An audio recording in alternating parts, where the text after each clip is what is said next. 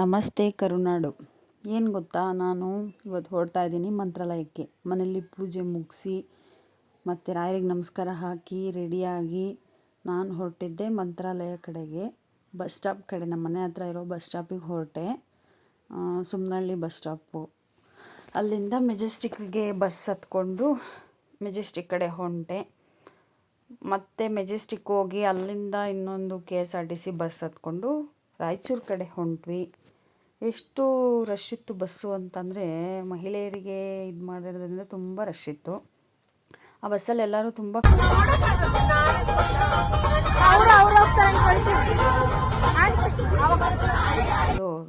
ಜಾಲಿ. ಅಲ್ಲಿಂದ ಇಳಿದು ಆಟೋ ಕಡೆಗೆ ನಮ್ಮ ಪಯಣ. ಆಟೋದಲ್ಲಿ ಮಂತ್ರಾಲಯಕ್ಕೆ ಹೋಗಬೇಕು ಅಂತ ಎಲ್ಲ ಹತ್ತಿ ಕೂತ್ಕೊಂಡ್ವಿ. ನಾವು 7 ಜನ ಹೋಗಿದ್ವಿ. ಇಲ್ಲಿಂದ ಬ್ಯಾಂಗ್ಳೂರಿಂದ ನಾನು ಒಬ್ಬಳೇ, ಅಲ್ಲಿ 7 ಜನ ಬಸ್ಸಲ್ಲಿ ಪರಿಚಯ. ಟೋಟಲ್ 7 ಜನ ಹೋದ್ವಿ. ಅಲ್ಲಿಂದ ಆಟೋದಲ್ಲಿ ಮಂತ್ರಾಲಯ ಕಡೆಗೆ ನಮ್ಮ ಪಯಣ. ಮತ್ತು ಮಂತ್ರಾಲಯ ಎಂಟ್ರಿ.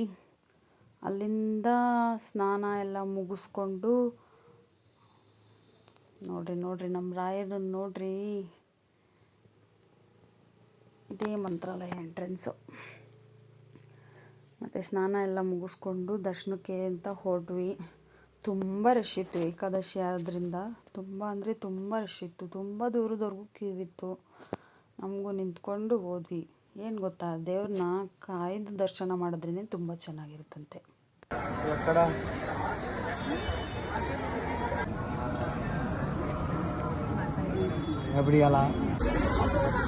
ನಮ್ಮ 5 ಮೆಂಬರ್ಸು ಕಾಣೆಯಾಗಿದ್ದಾರೆ. ಅವರು ಫೋಟೋ ತೆಕ್ಕೊಳ್ಳೋದ್ರಲ್ಲಿ ಬ್ಯುಸಿ ಇದ್ದರು. 5 ಅಲ್ಲ 4 ಮೆಂಬರ್ಸು. ನಾವು ಮುಂದೆ ಹೋದ್ವಿ. ಸ್ವಲ್ಪ ರಶ್ ಇತ್ತಲ್ಲ, ಬೇಗ ಇದು ಮಾಡ್ಕೊಂಬಿಡೋಣ ಅಂತೇಳಿ. ಮತ್ತು ಬೇರೆ ಪ್ಲೇಸಸ್ ಹೋಗೋದಿತ್ತು, ಅದೆಲ್ಲ ಲೇಟ್ ಆಗುತ್ತೆ ಅಂತ ಹೋದ್ವಿ. ಎಷ್ಟು ಇದು ಮಾಡಿದ್ದಾರೆ, ಲೈನ್ಸ್ ಮಾಡಿದ್ದಾರೆ ಅಂದರೆ ಆಶ್ಚರ್ಯ. ಹಂಗೋ ಹಿಂಗೋ ಒಳಗೆ ಬಂದ್ವಿ, ಮುಗಿಸ್ಕೊಂಡು ಆಚೆನೂ ಬಂದ್ವಿ. ಮತ್ತು ಹೆಜ್ಜೆ ನಮಸ್ಕಾರ ಇತ್ತು, ಅದು ಮುಗಿಸ್ಕೊಂಡೆ ನಾನು. ಮುಗಿಸ್ಕೊಂಡು ರಾಯರ ಹತ್ರ ಏನೇನು ಬೇಕೋ ಎಲ್ಲ ಕೇಳಿಕೊಂಡು ಮತ್ತು ನಾವು ಅಲ್ಲಿಂದ ಆಚೆ ಬಂದ್ವಿ.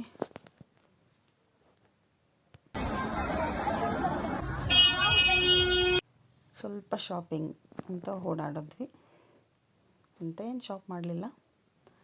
ನೋಡ್ರಿ ನಮ್ಮ ಗೋಮಾತೆನ ನೋಡಿ, ಇದೊಂಥರ ಖುಷಿ ವಿಷಯ. ನಿಜವಾಗ್ಲೂ ತುಂಬ ಇಷ್ಟ ಆಯಿತು.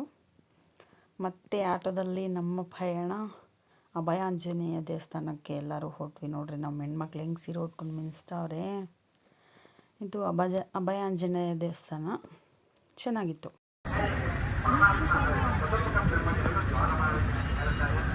ಅಭಯ ಆಂಜನೇಯ ದೇವಸ್ಥಾನ ಟೆಂಪಲ್ ಮುಗಿಸ್ಕೊಂಡು ನಾವು ಹೊರಟಿದೆ ನೆಕ್ಸ್ಟು ಮಂಚಾಲೆ ಟೆಂಪಲ್ಲಿಗೆ ಹೋದ್ವಿ.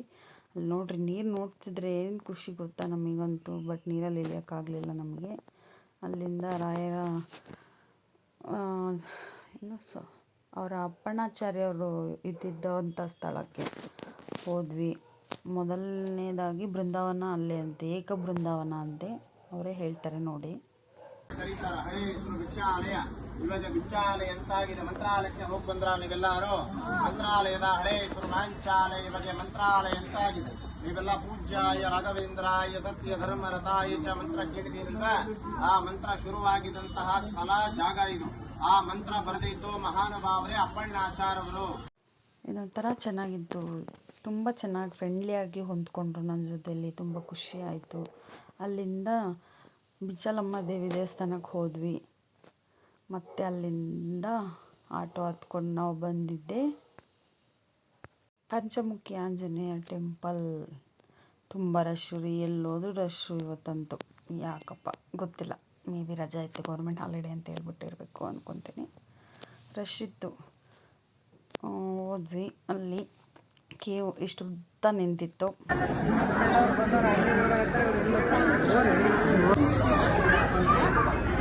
ನಾವು ಕೂಡ ಲೈನಲ್ಲಿ ನಿಂತ್ಕೊಂಡ್ವಿ. ಏಕಾದಶಿ ಆದ್ದರಿಂದ ನಾನು ಉಪವಾಸ ಇದ್ದೆ, ಊಟ ಮಾಡಿಲ್ಲ. ನಮ್ಮ ಹೆಣ್ಮಕ್ಳು ಊಟಕ್ಕಂತ ಹೋಗಿದ್ರು. ಅಲ್ಲಿಂದ ನಾವು ಮುಗಿಸ್ಕೊಂಡು ಬಂದಿದ್ದೆ. 109 ಲಿಂಗ ಇರೋವಂತಹ ಜಾಗ. ಚೆನ್ನಾಗಿತ್ತು. ಇದು ಒಂಥರ ಪ್ಲೇಸು. ಲಿಂಗಗಳು 109 ಪ್ರತಿಷ್ಠಾಪನೆ ಮಾಡಿದ್ದಾರೆ. ನೋಡೋಕ್ಕೂ ತುಂಬ ಚೆನ್ನಾಗಿತ್ತು. ನೀವು ನೋಡಿ.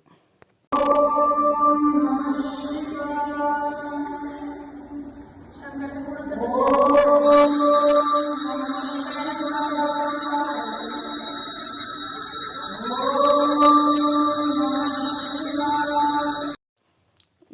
ನೋಡಿಕೊಂಡು ನಮ್ಮ ಮುಂದಿನ ಪಯಣ ರಾಯಚೂರು ಕಡೆಗೆ.